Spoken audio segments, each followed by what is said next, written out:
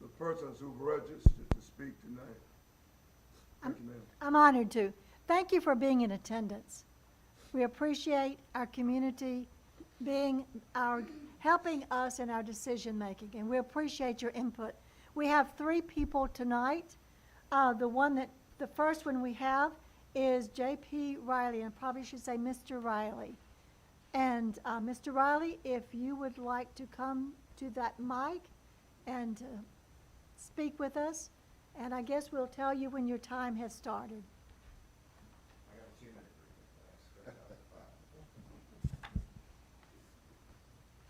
Good evening, and thanks for letting me speak. The remarks are enjoined by the 4 women behind me. We've all read it, and rather than go through 10 of us, I think that they echo the sentiment of what I'm about to say, so you'll kind of include them in the presentation. The bottom line up front for this thing is I think it's a no vote. I think the board needs to go back, and the district needs to go back and do some work and get this budget where it's an actual budget and not a wish list.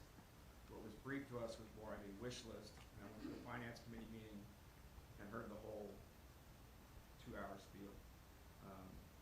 And I've reread it a couple of times after I downloaded it. Which brings me to the point that the board has actually voted on a budget briefing and not an actual budget. I don't know if any of you have seen an actual budget, but I've not seen one posted online, and no one and the board that I have spoken to has said, yes, I saw a budget. So I've asked the FOIA for the budget. I'd like to see the draft budget where we can actually do some analysis and see whether this money is actually needed or not. It's legit. I think it's legitimate to ask that question. Again, the briefing in itself doesn't justify the increase in millage and subsequent taxpayer money that we the people have to fund. It may seem like a small amount, but to some people this is a lot of money, and other people it may be nothing. But it's money that we probably don't need to spend unless you justify it. You're just passing along the 8% increase because that's what the RFA said, apparently. I'd like to get some evidentiary support to justify the requested 8% and not just a blanket, hey, we want 8%. I'd like to know what the recommendation of the Finance Committee was on the adoption of the budget. Did they actually recommend to the full board that you should accept this in its form, or did they go back and say, hey, we need to adjust or not adjust? I've never seen anything in any of the minutes meetings or watching the videos that happen. Some of the issues that I have are the briefing presents multiple options for single things. You probably have 8 or 10 options in there of teacher pay. Well, which one is the target? Which one are you trying to get? Not we want one of these 12, or one of these 8, or one of these 7. And all of them cost more or less money. The briefing projects an increase of students in fiscal year 24 next year by 2.5%. Where's the basis for that? If you go to the South Carolina Revenue and Fiscal Affairs Office, they talk about a steady, in the ages of 5 to 17, they talk about a steady decrease in Sumter County to include next year, the year after, all the way out to 2035. About the same amount of the loss of 2.5%.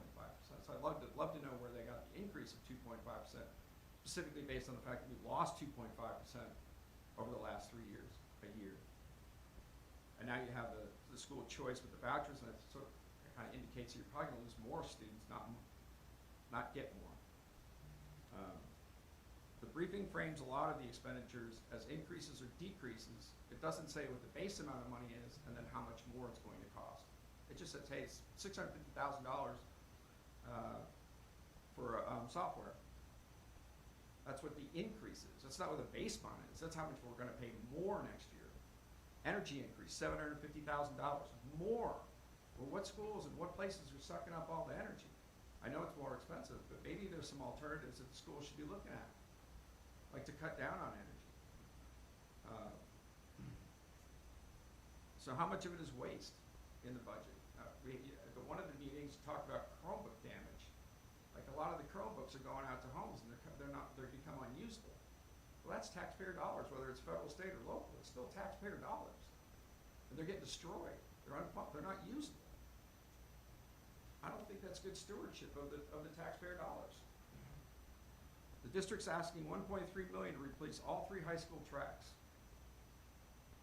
Is it necessary to spend $1.3 million in 1 year and get all 3 tracks done? Or maybe we could do it a different way, or maybe we could put it off until we actually need it.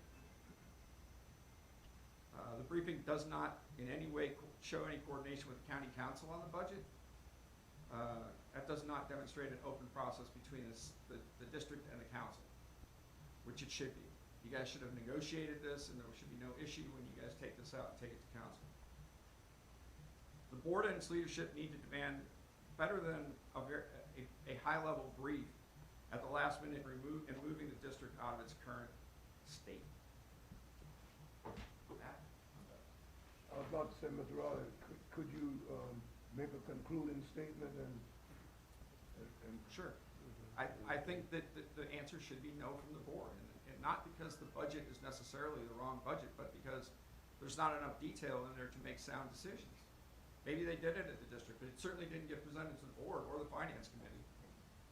And you guys need to make better decisions for us and our money, everybody's money. Thank you.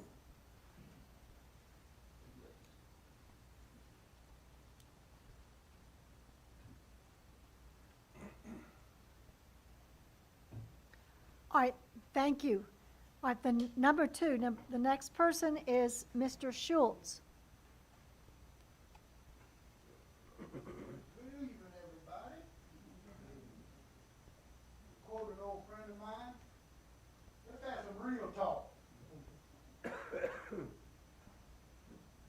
10, 12 years ago, we consolidated 2 districts. We took a $103 million budget into the process for now in excess of 140,000. What is it, 143, I think? Anyway, 140 plus. Salary, benefits, insurance, 2.5% increase, average over time, comes to about 140. But let's talk about efficiency. An in-depth study we paid thousands of dollars for showed that we only occupy 52% of the classroom capabilities in our entire county. Folks, there's a good start. We took 187, give or take a few $1,000 from the federal government for indoctrination and then put it in our 5-year plan. And most of you folks didn't take part in that vote. But here's the idea. Send it back. Stop it. Okay? We are failing the taxpayers. We just turned down a penny sales tax. Our council are trying to figure out how to save going up on our taxes. We've talked about that. I recently saw the test results of our children in elementary school here in Sumter County. It is a crying shame. I told y'all months and months ago, we are very close to the corridor of shame. We're now in it. We're going to go out of business of public education in Sumter County unless somebody does something. Quit sending kids out of 3rd grade that can't read and write. Take our money and spend it where it's going to help. We've gone from 16,000 students to under 14,000 students. Where are those? Fought like hell not to have a charter school, but we got one now, and guess what? They're doing pretty good. Hired some of our best talent. We got to do better, folks. And I'm here to tell you, county council will shoot you down just like a deer in the woods from 30 yards. We got to do better. We got to improve our product. We got to prove to the taxpayers of Sumter County that we know what we're doing. Thank you. Thank you, Mr. Schultz. Okay, thank you. And our third presenter tonight is Miss Rose Ann Ingergel. Yeah, Enfinger.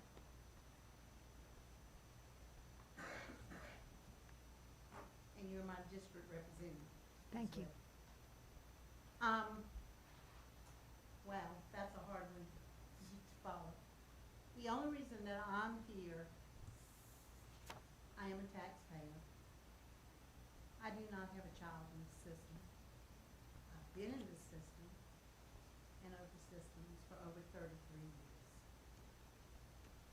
I'm concerned. I'm concerned about money, of course, but most of all, I'm concerned about all this diversity, inclusion, and equity, transgender, and all this stuff, more so than a $1.3 million track fee. It does not make any sense to me, and I don't think it would make any sense to the majority of these parents out there at all. It's just not time. Our economy, it's just not time for just pork products. So we got money. We'll put it in a savings account. Do what he says. Let's do what we can do to help our children. If the scores are that low, there's a way to help them.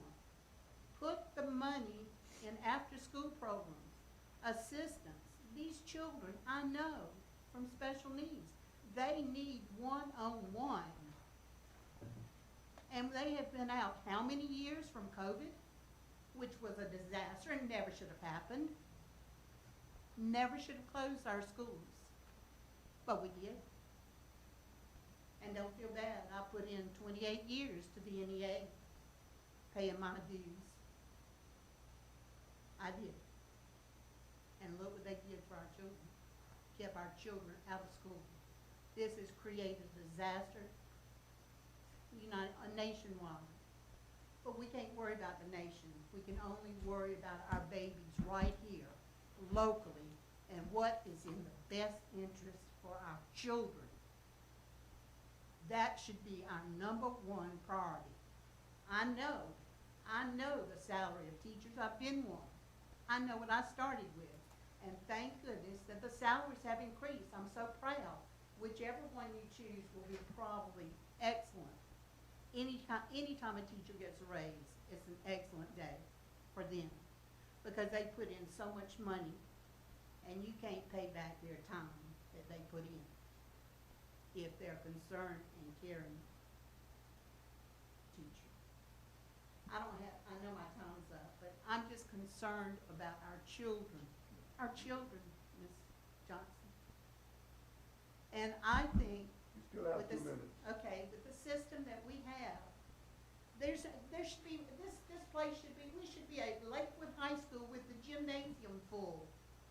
The only reason they're not here is because the majority of the people don't even get the paper.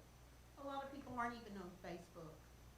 What you have access to is a robocall to send every parent and at least let them know that we are having a meeting about their children. Do we utilize that system? We have one. Is it utilized? Why didn't every single parent get a notification by phone or text now? You may advance that to text now by their phone numbers and let them know that there is a meeting about their children. Because those parents, they love their children. And I can't wait to get involved to see what's in the library.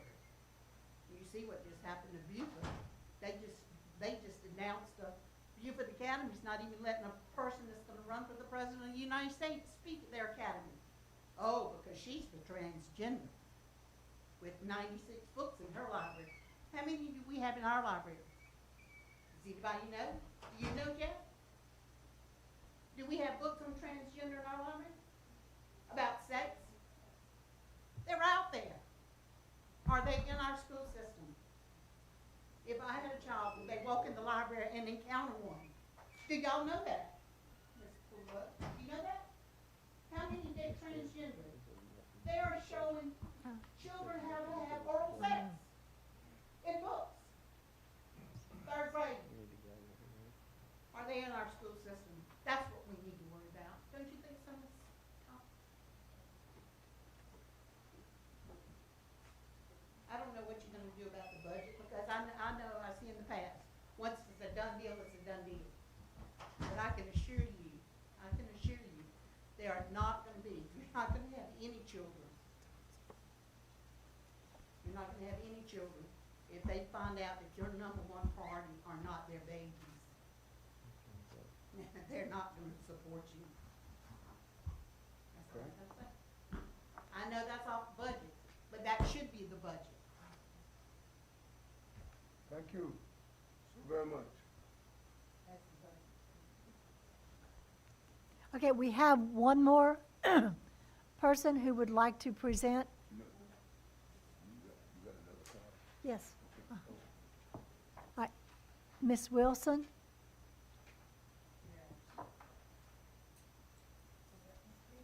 Yes, yes, ma'am.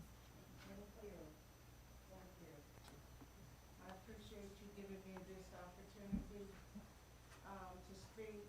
First and foremost, let me say that, a reference was made, and I don't know about the other four of you guys, but a reference was made at the first presentation that we agreed with, the information that was given with the first speaker.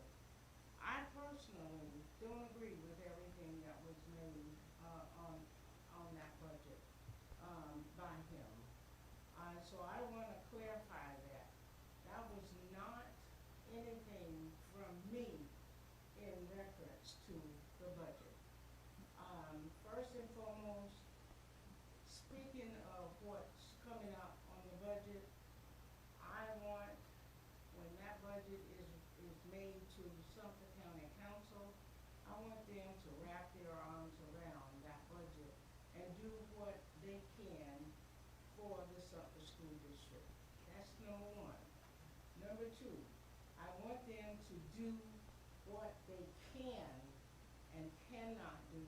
I want them to let us know what we have to do to make it better for this Sumter School District. I want them to tell us what we need to do so that we can get what we need to get for the babies. That's what I want. And second and foremost, let me say this. Yes, we have lost some students, but we can also get them back. If we promote what our plans are for this district, and let me say this, we can do it. All we have to do is roll up our sleeves and do it.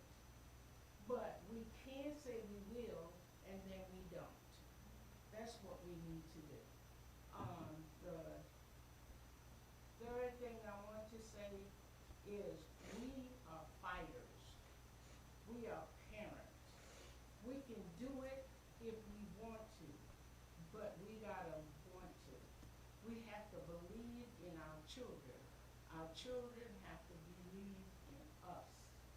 I don't have a child in the Sumter School District, but all of them belong to me. Every last child in this district belong to me, and I belong to them.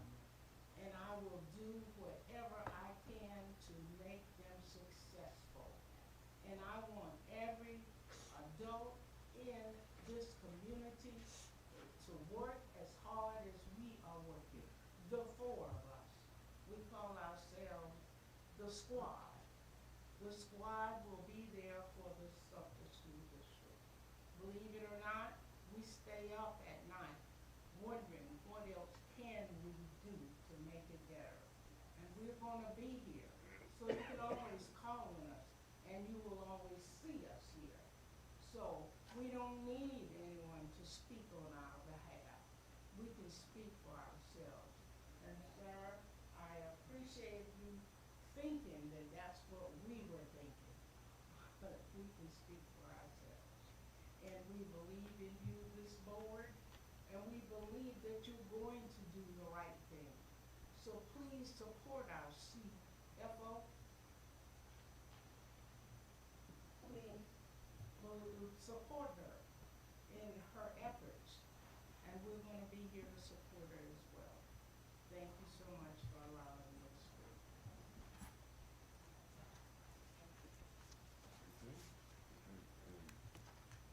You want to make any closing remarks? Yes, and I don't want to overstep, but I would like to say some closing remarks, and I want you to know that we are trying to make the right decisions. But we have a history, and we are having to work with that history also. But we're not finished with this fight. We appreciated everything you gave us. I took notes because I want to record those in my mind. And I really loved what you said when we need to work together with county council. As a board, we want to sit down with them and have a conversation. Thank you for what you've given us today. We will take it to heart. I mean, I do understand that not everything said had to do with budget. And I just want to comment one thing on when we teach something in a classroom, it comes from state standards. You may look up state standards and read every one, and you're not going to find, some of you are accusing us of teaching things we're not. But I appreciate you being here. I need you to understand that we are doing the best we can, and thank you for being here. Mr. Superintendent, closing remarks. Yes, sir. I actually have several. I'll try to condense them. First and foremost, when I arrived here July 1st of 2022, I inherited a district that needed help. I think that's a pretty obvious statement.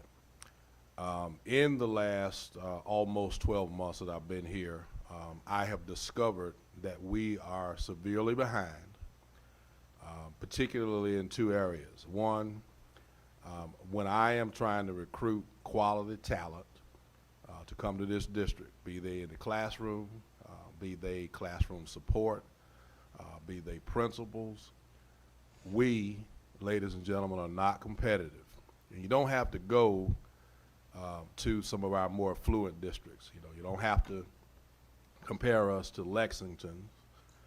You don't have to compare us even to the Richland districts. You can go next door to Florence. You can go to Orangeburg. You can go to just about any district in the state of South Carolina, and we're just not competitive. Just this week, in fact, last week, we lost a principal candidate that we all thought would be pretty good, an experienced leader. Interviewed very well. We were looking to hire this person, and we lost her because our salary is not competitive. Not to give her a raise, just to keep her equal with what she was making previously. In addition to that, if you look at our school buildings, facilities, in and out of our buildings, take a look around, what you're going to find is that our facilities are not competitive. Now, we can speak all we want to about downsizing and condensing and all those things that we do. And my undergraduate major is in business administration, so I understand organizational management probably as well as anybody, at least as well as anybody around this table. But before we get to that, we have to accurately assess our facilities and make decisions moving forward that protect them. For whatever reason, 60 years is the average age of school buildings that we have children in every day. And ladies and gentlemen, that is only skewed because of the construction of Crestwood High School, Lakewood High School, and Chestnut Oaks. If you took those three schools out, we're probably looking at an average age of close to 70 years. So our school buildings are not competitive. So if I am trying to recruit a teacher, a principal, a paraprofessional, ladies and gentlemen, if I'm trying to recruit a bus driver, come to this district, we don't look like we ought to look.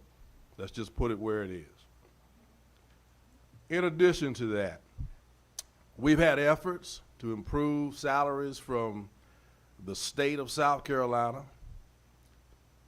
We've had boards of trustees, past and present, to do things to try to recruit and retain teachers. Thank you to those of you around this table. We've done some work, but now we need some input from our beloved county council. And I want to be clear, superintendent's not hating on the county council. I have met all of them, and I want us to work together to invest in the Sumter School District. I can't do anything about what happened before July 1st. What I can do, though, is ensure that we're going to be good stewards of funding moving forward. But ladies and gentlemen, we're behind. We are severely behind in what we have provided for children over the years. And then lastly, there was a conversation about the attendance, the 8 a.m. we used to call it, but how many students we're expecting in the district next year. The information that we got is a prediction, which is the way that school district budgets are built from the State Department of Education. So it's not something that we drew up. If you sit in on Economic Development Council meetings, business and industry is growing in our area, and we expect to be in a position to receive some of those students. So that's where that information came from. It's not something that I brought out of thin air. We are expecting more students in our district. If you look at data, in fact, what we're seeing in rural districts like ours is the last 2 or 3 years there has been declines because people have moved to more progressive areas for job relocation. Well, now we're starting to see a trend. In most districts, it's leveling off, and if you talk about 300 or 400 students more in the grand scheme of things on a $14,000 district, that's probably level. But every indication from the State Department of Education is not that our numbers are less for next year. So that's what we built the budget on. And then very finally, these identified needs that you all have seen and heard us talk about for next year, while they are important, I want to be clear, these needs are not all inclusive. Literally, if we were to get someone to donate $50 million to this district tomorrow morning, we have needs, not wants, not desires. We are that far behind in terms of what has been given to this district because we have a history here of not receiving millage. I think we received it once since the merger, maybe twice. So those are my comments, Mr. Chair, members of the Board of Trustees. We are in need of support. Thank you. Thank you, Mr. Superintendent. We come now to the closing of the meeting. And if there are no objections, we will adjourn.